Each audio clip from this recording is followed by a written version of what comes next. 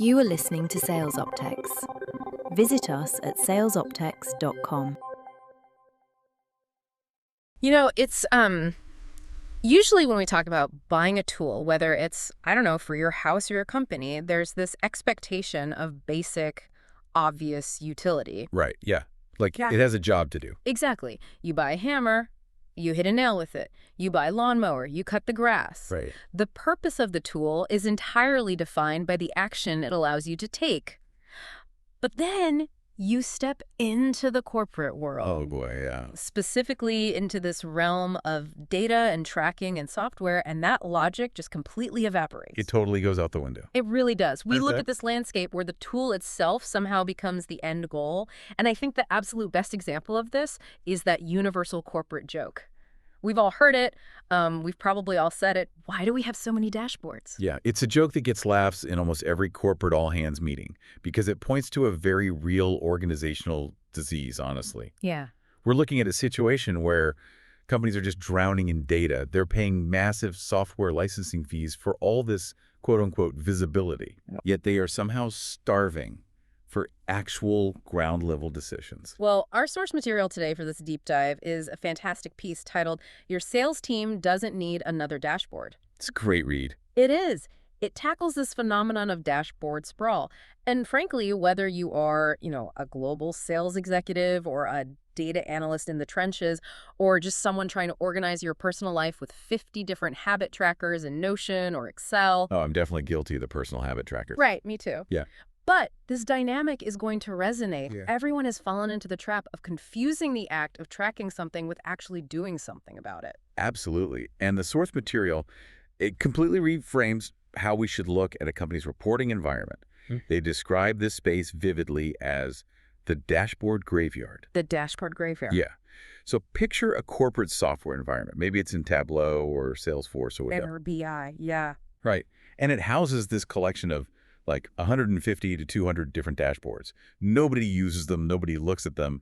But the company is still actively paying engineers to maintain them. Which is wild to think about. It is. The natural instinct is to assume this is a software problem, or maybe a data governance issue. But the text argues it's actually an architectural record of human behavior. Oh, I like that. These dashboards are the accumulated fossilized remains of priorities that leadership once said mattered. The fossilized remains of past priorities. That phrasing is so good because it completely shifts how you view that cluttered workspace. Yeah. It's not a software glitch. It's like an archaeological dig into the minds of past executives. Exactly. Let's trace this back to the beginning, though. How do these graveyards get built in the first place? Because I assume no one wakes up on a Tuesday and just decides, hey, I'm going to build 150 useless dashboards just to clutter up the system. I don't know. Of course not. They get built one perfectly reasonable request at a time. Okay. It almost always starts with a legitimate business question. Yeah. Let's say a VP of sales is sitting in a quarterly review. Sure. They hear a piece of anecdotal feedback they don't like. Maybe a manager mentions that win rates in the Midwest are slipping, or customer retention in the tech sector is looking wobbly. Something like that, yeah. So the VP gets concerned, and then they utter the magic phrase that launches 1,000 data projects. Yeah. If we don't measure it, we can't improve it. Which, I mean, that sounds like undeniable fundamental business wisdom. You hear that and you think, well, obviously we need to measure it. Right. It sounds incredibly wise, which is exactly why it immediately triggers a massive operational response. Ah. The RevOps team... That's revenue operations, right? Yes, revenue operations. The people responsible for stitching together the sales strategy and the software and the data, they go into a scramble. I can picture it. Yeah, they set up discovery meetings to define the metrics. Yeah. They usually realize the data they need doesn't actually even exist in the right format. Oh, so they have to build it from scratch? Exactly. So new custom fields have to be added to the CRM. Data engineers have to write new SQL code to extract the information. And then the meetings start. Oh, the endless meetings. The definitions get fiercely debated with the finance department, who, by the way, always has a different view on what constitutes revenue.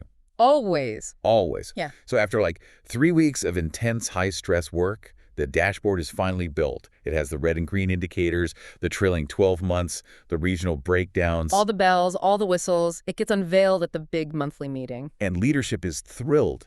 They ask thoughtful questions during the presentation.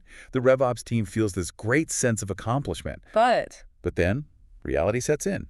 A month later, a competitor launches a new product, or a key executive leaves, or there's just a new fire to put out. Right, the business moves on. Exactly. Yeah. Attention organically shifts. Yeah. 6 months later, nobody is talking about those specific Midwest win rate metrics anymore. They aren't brought up in forecast calls. Frontline managers aren't using them to coach their reps. But the underlying data pipeline is still running. Oh, man. The server is still refreshing that dashboard every single morning. It just sits there, completely abandoned, turning into a ghost town. And the wild part is that somewhere along the line, corporate culture started calling every single number in those ghost towns a KPI, a key performance indicator. Yeah, KPI gets thrown around way too much. The source text draws a really sharp line here. Putting 40 numbers in a giant, beautiful grid on an executive screen doesn't make them key performance indicators. It just means you have 40 numbers. Exactly. The word key is supposed to carry weight. A metric is just a measurement. Revenue, pipeline coverage, average deal size, time on site. Right. Those are all just metrics. A KPI, however, is supposed to represent an outcome so crucial that the organization is actively managing its behavior against it. Okay, let's unpack this. So someone specific owns the outcome. And most importantly, something tangible happens in the physical world when the number changes. The author offers a diagnostic test for this, which they call the 20% rule. Let's apply that.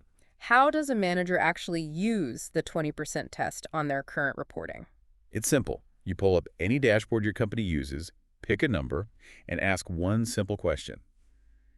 If this number moved 20% tomorrow, either up or down, who would actually do something differently? Oh, wow. Okay, so if we take pipeline coverage, like the amount of potential deals a team has compared to their quota, Sure. let's say it falls by 20%. The test asks, what is the physical reaction to that drop? Right. Does a regional manager immediately change their prospecting expectations for the rest of the week? Does the marketing team pull budget from a brand awareness campaign and dump it into direct lead generation? Because they need pipeline now. Exactly. Does leadership call an emergency meeting to revise the quarterly financial forecast for Wall Street? If the answer to those questions is yes, you have a KPI. But if the number simply turns red on a screen and nobody changes their behavior, resources aren't reallocated, and no one even investigates why it happened, then it fails the test. It's just a metric. It's not a KPI. It's just a number you're reporting for the sake of reporting. And there's nothing inherently wrong with reporting numbers for context, but the fundamental error is taking every interesting contextual metric and promoting it into permanent, expensive reporting infrastructure. Yes. That is how a company ends up with a chief revenue officer staring at an executive dashboard with 40 KPIs. Which is a total oxymoron. Completely. No human being, no sales organization in the world can actively manage 40 priorities simultaneously. It brings up this core illusion the text calls out. This strange belief that measuring a problem is the exact same thing as solving it. They call it measurement theater. Measurement theater. It's Yeah. the illusion of forward momentum. Like, building a 12-page customer retention dashboard doesn't actually retain a single customer. It just gives the organization the warm, fuzzy feeling that they are handling their retention issue. It feels like work.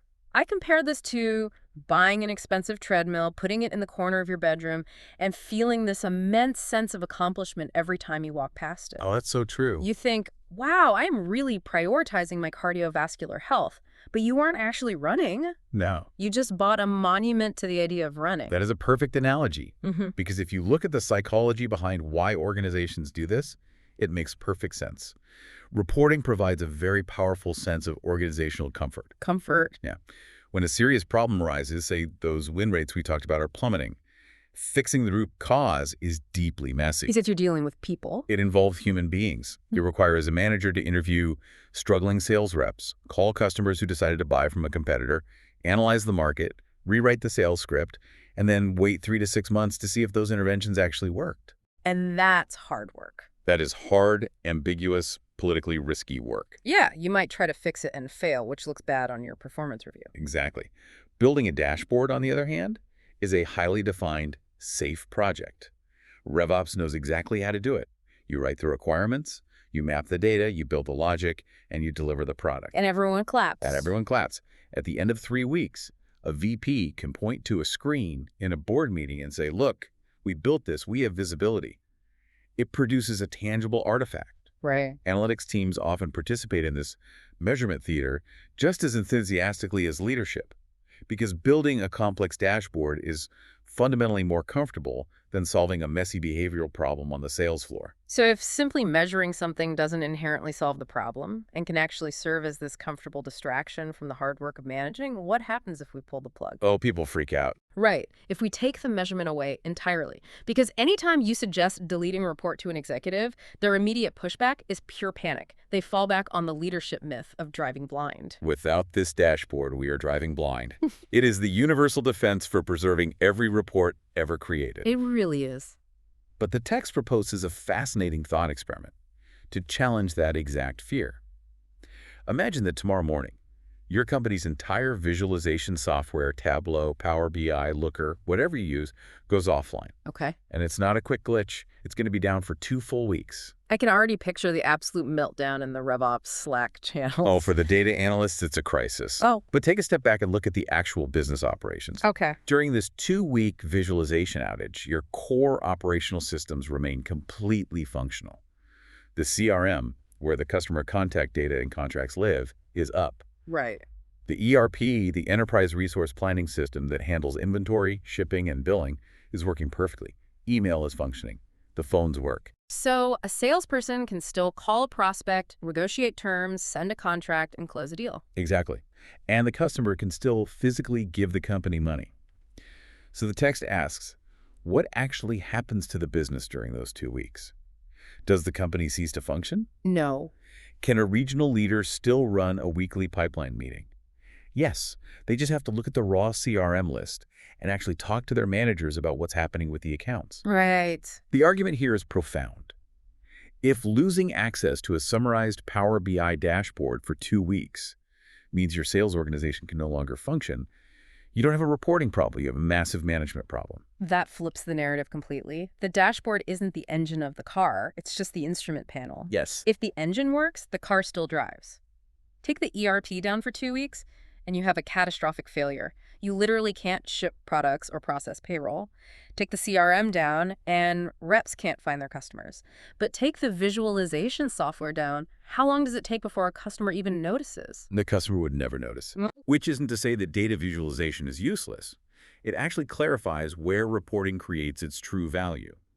Analytics becomes powerful when it highlights patterns that human management cannot reasonably keep in their heads. Like spotting a slow 2% deterioration in conversion rates spread across, say, 10,000 different sales opportunities. Exactly that. Or realizing that one specific product category is quietly losing market share to a new competitor in a hyper-specific region.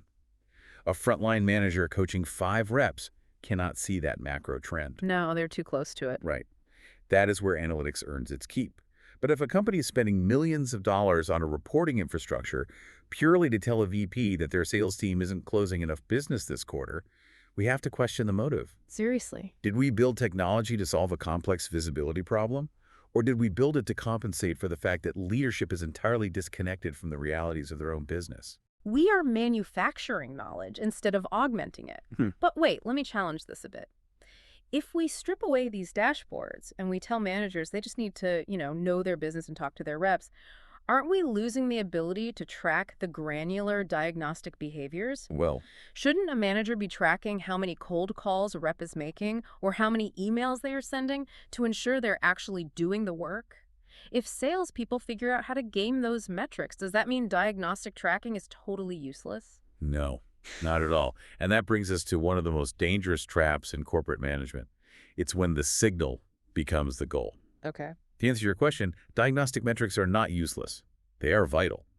But an organization has to strictly separate its outcomes from its signals. Break down the difference between an outcome and a signal. Sure, outcomes are the ultimate destination of the business. For a sales organization, the outcomes are fairly universal. Win new customers, grow existing customers, retain customers, and generate revenue. The bottom line. Right, those are the outcomes that dictate whether the business survives or fails.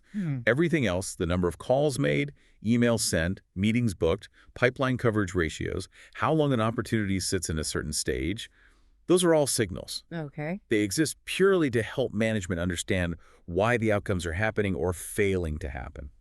So the revenue is the destination we are trying to reach, and the daily activity metrics, the calls and emails, are the diagnostic check engine light on the dashboard. Yes, precisely. The text illustrates this with a scenario they call the tale of two reps. Oh, I love this part. Yeah, imagine salesperson A. They finished the fiscal year at 140% of their quota. They absolutely crushed their revenue target. But if you look at their activity dashboard, it's a disaster. Just red everywhere. Exactly. They don't make the required number of calls, they forget to log their emails in the CRM, and their pipeline coverage is way below the company benchmark. But they are closing massive deals and bringing in the money. Yes. Now imagine salesperson B. They finished the year at 62% of their quota. They missed the mark entirely. They're failing at the core function of the job. But if you look at their dashboard, it is a beautiful, flawless sea of green. They're doing everything right, technically. Technically. They hit their daily call quotas, they logged every single email, their CRM hygiene is immaculate, and they built a perfect 3 times pipeline coverage ratio. Clearly, Rep B is the one with the performance problem. Rep A is doing the actual job of selling. It seems obvious when we lay it out like this. Yet major organizations routinely design management systems where Rep A gets hauled into a one-on-one meeting and scolded for their low activity metrics, while Rep B gets praised in a team meeting for doing the right things and following the process. It is so backwards. It happens because leadership forgets what the actual job is. They reverse the flow of management. They make the diagnostics signal the actual objective of the employee. Exactly. Diagnostic metrics are designed to work backward from the outcome. If a rep is missing their revenue target, the manager uses the signals to diagnose the root cause. Right. A good manager says, "You aren't generating enough revenue. Let's look at the signals to find out why." "Ah, you aren't creating enough early-stage opportunities. Why? Because your prospecting volume is low. Let's look at your call logs." So in that context, the data is incredibly useful. Very useful. It helps the manager ask better questions and provide targeted coaching. But when you take that diagnostic signal, say 50 calls a week, and you promote it to a target KPI on the executive dashboard, you ruin its diagnostic value. You invoke Goodhart's law, which states that when a measure becomes a target, it ceases to be a good measure. Right. Salespeople, by their very nature, are highly motivated to hit targets. If leadership declares your performance is based on making 50 calls a week, the reps will figure out how to log 50 calls, regardless of the quality of those conversations. They'll just dial the phone and hang up if they have to. Exactly. If leadership says you will be penalized if you don't have 3 times pipeline coverage, somehow magically, pipeline will be created in the system. Even if it's absolute garbage pipeline made of unqualified leads that have a 0% chance of ever closing. Opportunities will be artificially advanced to the next stage just because the aging metrics look bad. Close dates will be pushed out to the next quarter because nobody wants a red overdue indicator on the Friday forecast report. Yeah, it's just gaming the system. Activities get logged just because they're being measured. The executive dashboard gets greener and healthier, giving leadership that sense of comfort, while the actual business outcomes get worse. You optimize for the metric, and in doing so, you destroy the business outcome. So having these useless dashboards isn't just harmless digital clutter, it's actively distorting employee behavior. Yes. Here's where it gets really interesting, though. The source text pushes this even further. It argues this clutter actively destroys organizational trust and drains massive amounts of technical resources. They introduce this concept called definition sprawl. Definition sprawl. This is the hidden toll of the dashboard graveyard. Tell me about it. Dashboard sprawl inevitably leads to metric sprawl, and metric sprawl breeds definition sprawl. To understand how this happens, think about a company over a 5-year period. Okay. In that time, sales territories change, the company acquires a smaller competitor, new products are launched, old products are retired, and the compensation plans for the reps are overhauled. So constant change. It's a state of constant flux. So a dashboard that was meticulously built 3 years ago might still technically run, but does a term like pipeline or revenue mean the same thing today as it did when that dashboard was coded? Often no. And this is where the data architecture rots from the inside. Let's say the old dashboard has the 2022 territory logic hard-coded into its SQL queries. Okay.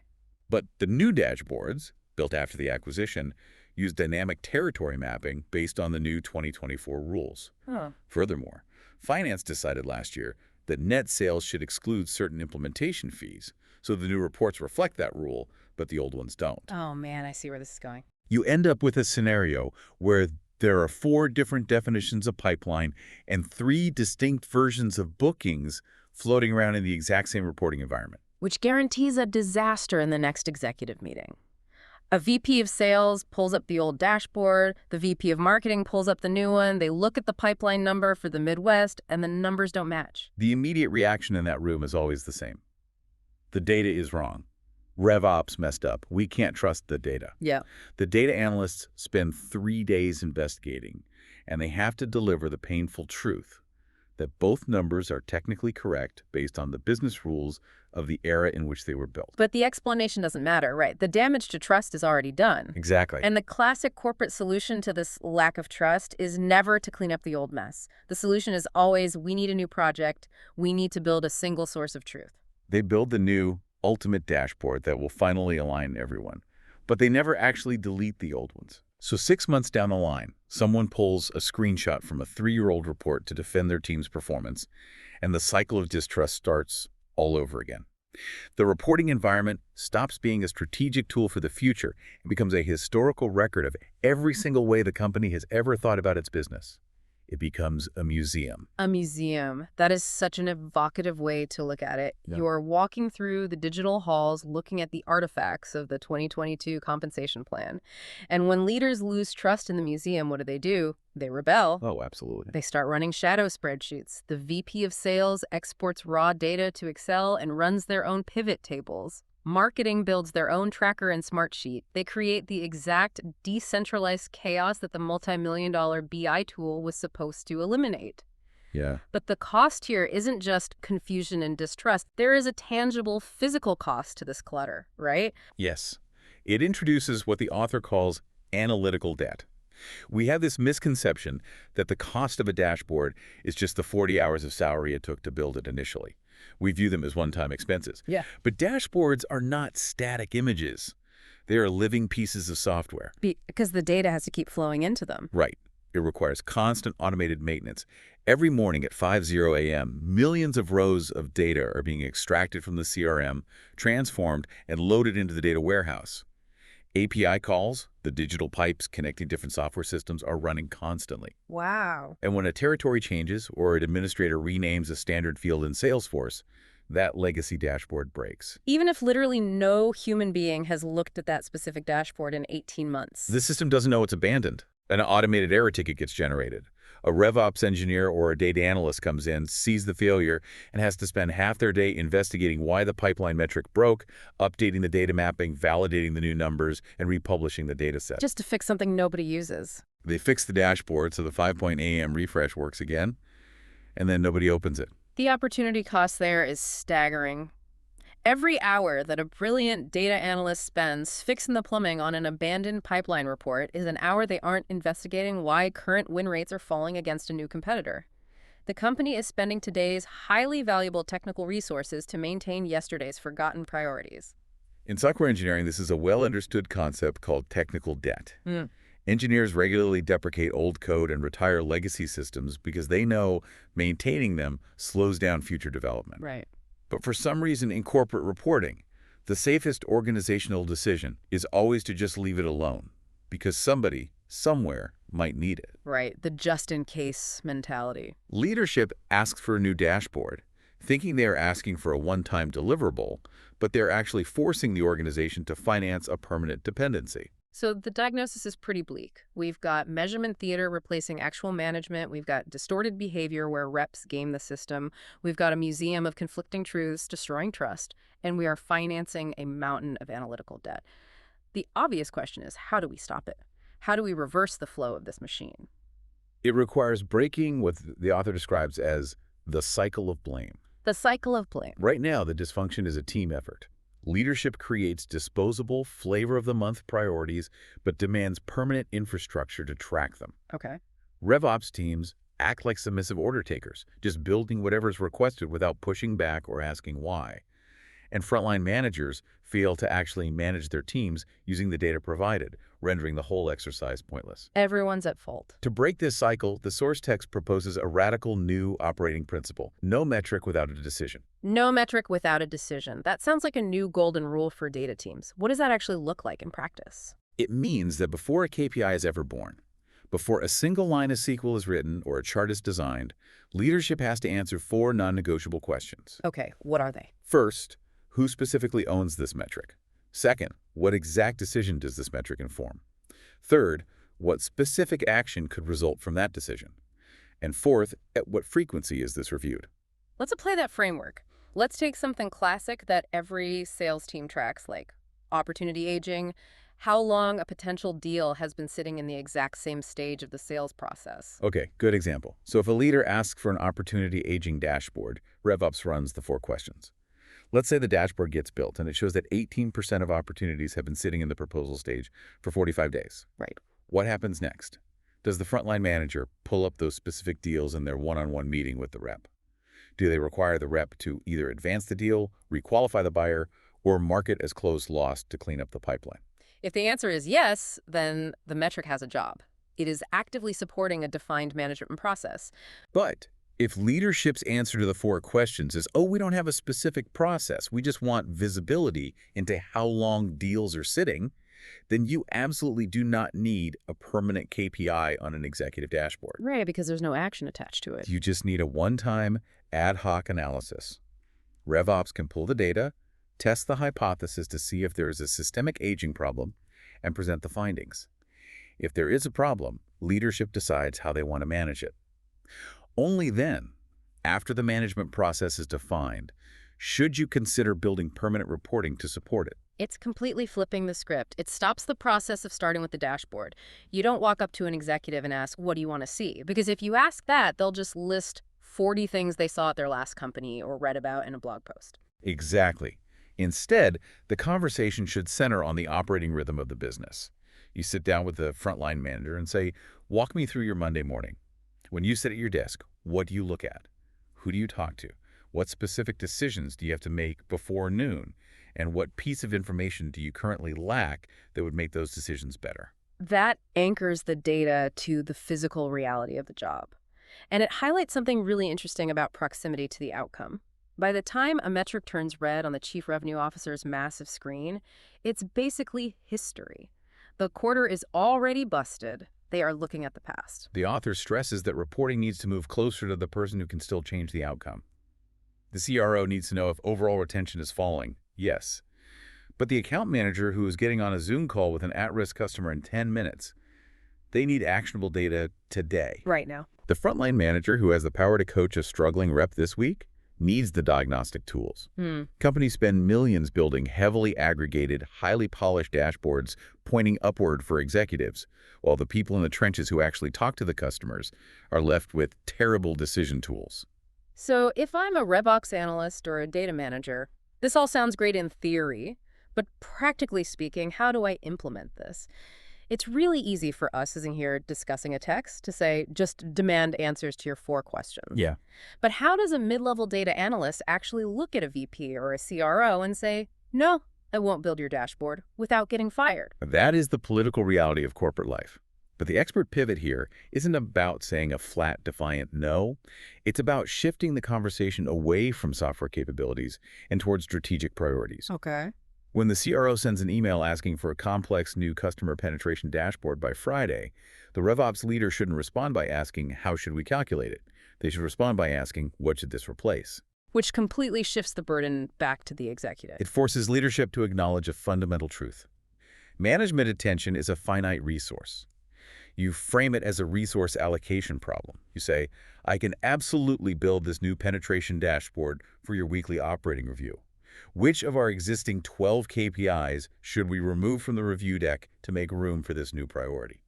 And what if the executive gives the classic response, nothing, they're all equally important, I need to see it all? Then you have to respectfully point out that if everything is a key priority, nothing is a key priority. A VP cannot walk into a 1-hour weekly sales meeting and meaningfully manage revenue, pipeline generation, win rates, sales cycle length, net retention, discounting percentages, and 20 other things. It's impossible. Managing behavior takes time. Prioritization requires exclusion. If nobody on the leadership team is willing to remove anything from the current dashboard, it strongly suggests that the new metric isn't actually as important as they claim it is. You aren't refusing to do the work, you are demanding clarity on the business strategy. That is a brilliant framework. Okay, so we now know how to stop the bleeding. We have a framework to prevent building new dashboard graveyards, but we still have a massive structural problem. What do we do with the 150 ghost town reports currently haunting the system? The analytical debt is already there. How do we clean it up? This is where the author introduces the dashboard retirement plan. And it starts with introducing a concept that feels entirely alien in the reporting world, the expiration date. An expiration date on a dashboard, like a carton of milk. We retire physical servers, we retire outdated compensation plans, we sunset old products.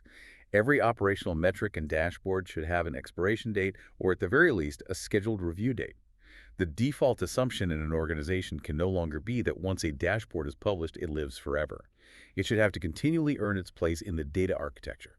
So how does a data team actually triage the mess to figure out what earns its keep? The source material provides a roadmap by categorizing all reporting into 4 distinct buckets, which really act as a life cycle. When a new idea is born, it starts in the experimental bucket. This is where most executive curiosity should live. Leadership wants to understand a new trend. Great.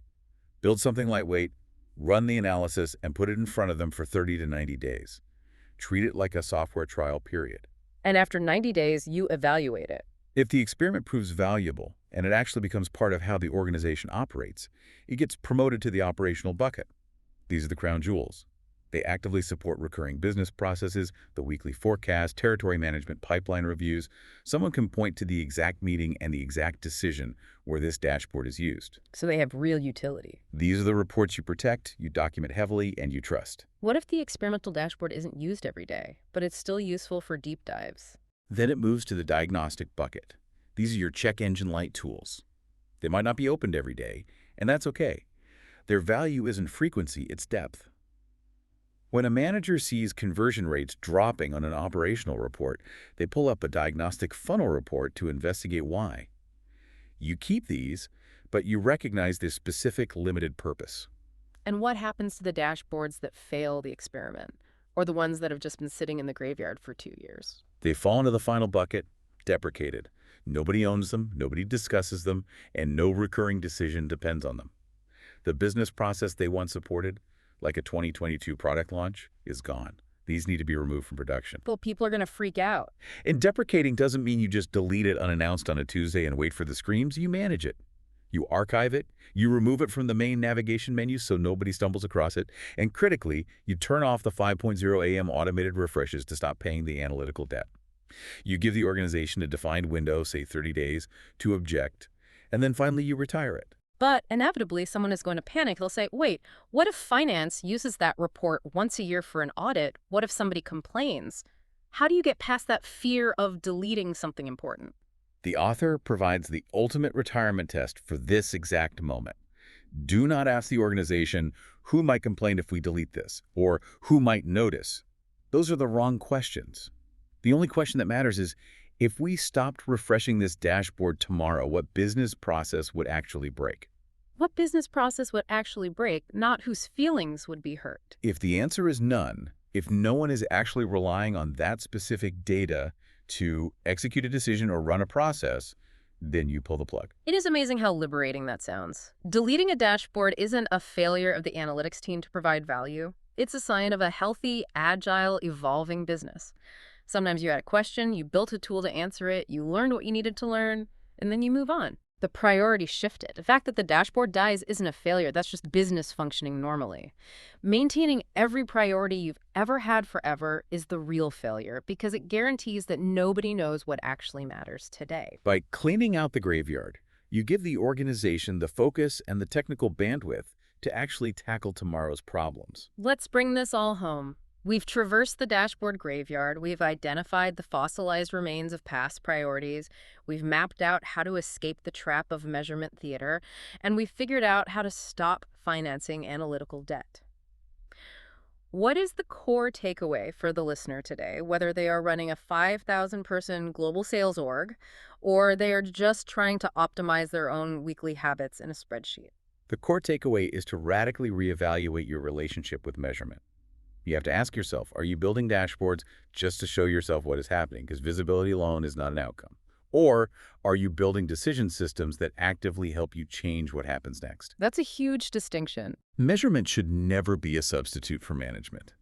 It is a tool designed to augment human decision-making, not replace it. If you have metrics that don't drive decisions, you don't have KPIs.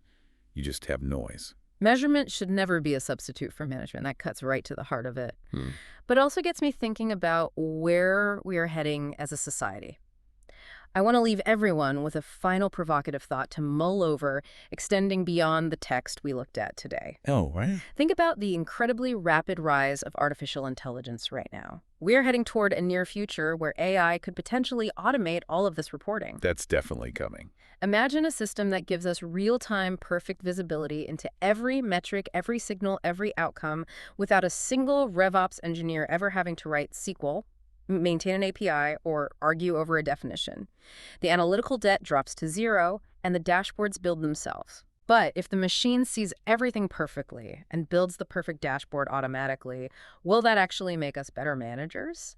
Or will it just create the ultimate form of measurement theater, a world where we have absolutely flawless visibility, but we as humans still lack the courage to have the hard conversations, change the broken processes, and actually make the messy decisions? That's a great question. Does perfect data make perfect managers or just perfect spectators? Something to think about the next time you log into your dashboard. Thanks for joining us on this deep dive. We'll catch you next time.